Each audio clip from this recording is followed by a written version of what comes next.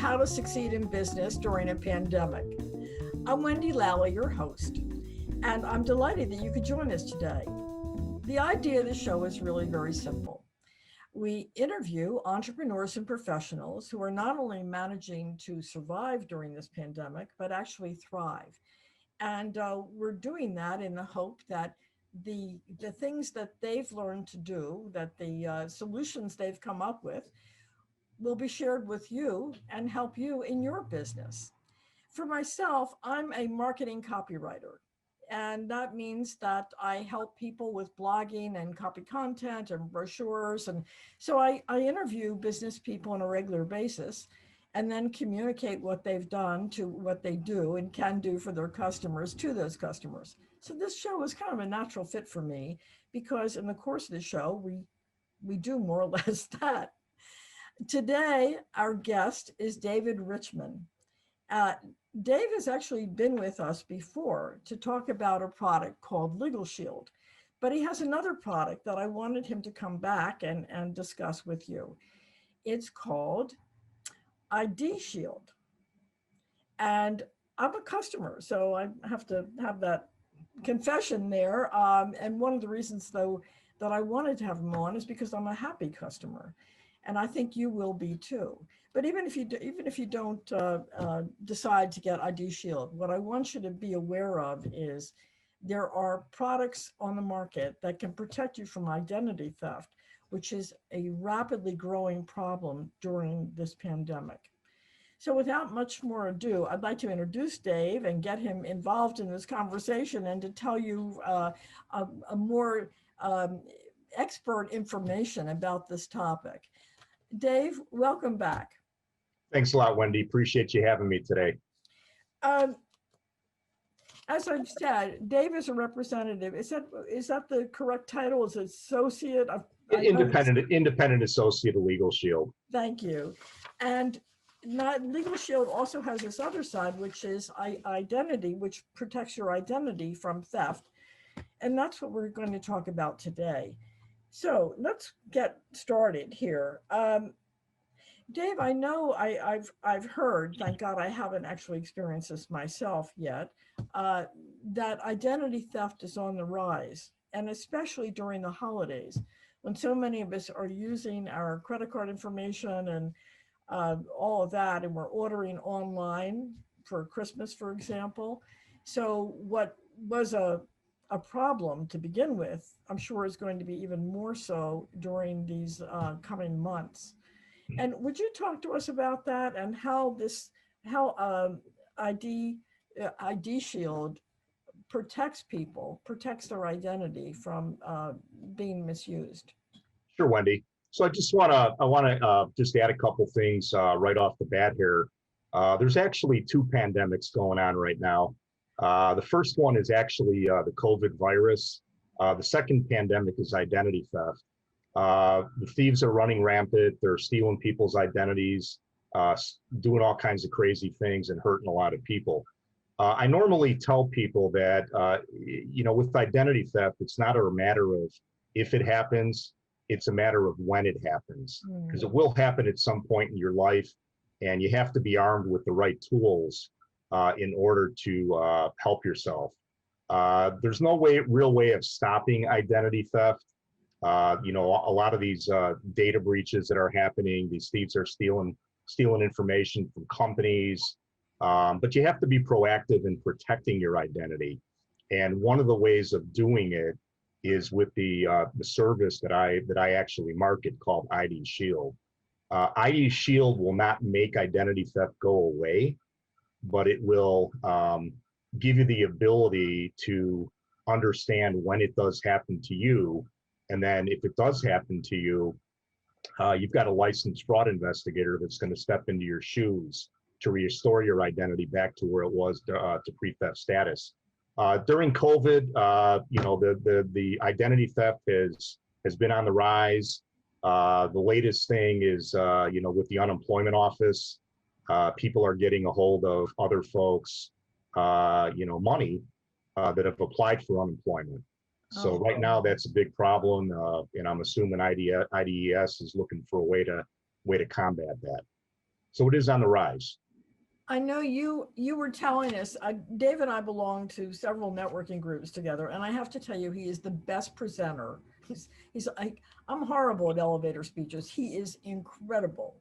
But you were telling us about one of your clients that had her ID stolen, and someone bought a car.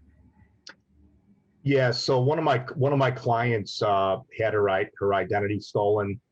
The thief got a hold of her driver's license and put his picture on it. They got a hold of her social security number, her name, her address, her phone number, her employer, and lots of other information about her.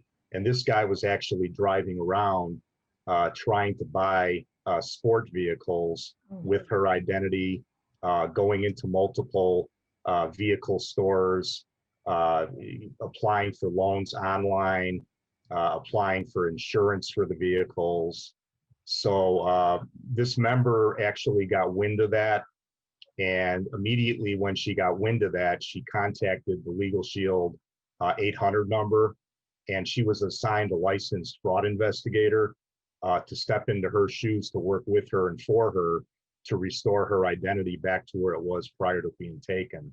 For folks that don't have the service, Wendy, they generally don't have the know-how on how to restore identity. They quite honestly don't have the time, and a lot of them don't have the money to make that happen. With IDShield, again, you've got a licensed fraud investigator that's going to step into your shoes and restore your identity back to where it was prior to the theft. So it's a valuable service to have, and it's a way of helping you be proactive in protecting your identity if something does happen. But I have to also throw out the disclaimer again: identity theft is going to happen. The service is not going to make it stop happening. It's just going to help you be proactive in fixing it. I wanted to talk to you too, getting sort of into the business of your business aside from the product itself. But as I said, you're a great networker, and but life has changed a lot since in the last 8 months. So how are you doing that? I know we're Zooming because I've met you on several Zooms, but are you doing anything beyond that, or are there certain organizations you belong to where you find that you get referrals that way? Yeah, I do. I do get referrals from members, friends, family, businesses, people that I have, relationships with. That's one way that I've been able to build my business through this pandemic. The other way is through the Zoom meetings. I attend networking events regularly online. One of the worst things I believe you can do as a business owner is disappear when the pandemic hits. If you disappear, people don't know that you're open for business. They may not think you're real. They may not think you're still in business. So I took the approach immediately to get involved in a lot of these Zoom meetings. I've got meetings that I meet at every week. I've got some that I meet twice a month, once a month. But it's really important to actually stay out there and be out there, while you're continuing to build your relationships to get found. If you don't have a website, you need a website. If you're not on social media, you need to be on social media. Nowadays, as you indicate, we've got to find other ways to be found, and those are some of the ways that I continue to be found. The kind of sales that you do, I think it is similar or almost exactly the same, really. I think insurance, you're in a form of insurance sales, obviously, but any kind of service, I think those same rules apply or should apply. And all too often, I think people shrug off networking. They don't really see it as the positive thing that it is and the necessary thing that it is, especially now. So it's, when you think about it, we can't meet face to face. We can't give each other the assurance that you get from being in the physical presence of someone. So the Zoom meetings, the networking meetings through Zoom are so important. And I belong, as I mentioned, I belong to two with Dave and a third, which is the BNI group that I've mentioned before. They are not They are the heart of my marketing effort.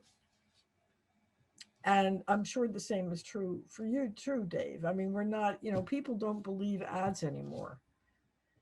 So what have you got? You've got your website. Maybe you do some blogs to give people information about what you do. But primarily, it really gets down to developing relationships, ongoing relationships with people.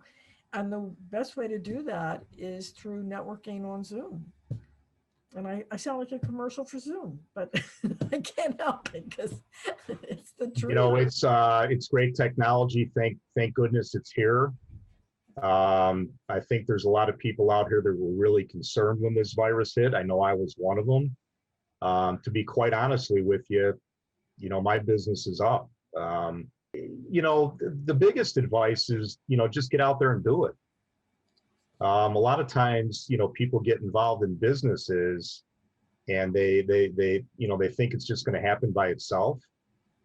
And you just have to get out there and do it. You have to have a positive attitude. You got to wake up, you got to smile every day and just go out and do the work. At the beginning, it's tough. How do I do it? What do I do? Nobody's looking at me. Nobody's listening to me. As you do it, you do those small things on a daily basis. Those small things turn into prosperity. So my advice is just get out there and do it. You've got to find ways to connect with people. You got to find ways to build relationships with people. And at some point, if you're doing all the right things, week after week, month after month, year after year, at some point, your seeds that you plant, they end up turning into a tree. That's very, very good advice. And I think, sometimes when people think of entrepreneurial businesses, it's me against the world. Well, it's not, or it shouldn't be.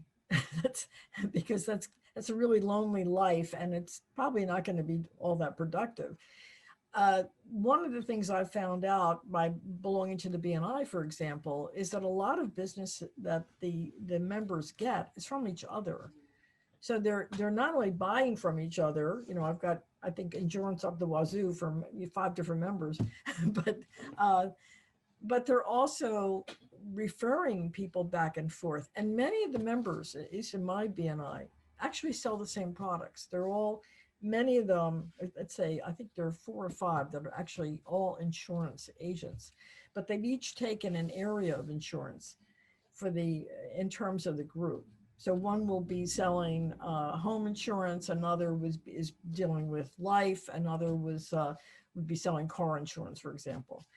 And they refer customers to each other, and they're all doing really, really well. It's just beautiful to see that. And it's not only the insurance, but it's also the real estate agent. If someone comes in and needs home insurance, and maybe they're not happy with the agent they have to sell their home, he can recommend someone from the BNI, and that goes on too. It's very heartening, and it's really, I think, a great answer for a lot of people. I hope you'll come back next week. We'll have another interesting entrepreneur to talk to you about what they do and how what they do may help you in what you do. Until then, please stay in and stay well. Thank you very much.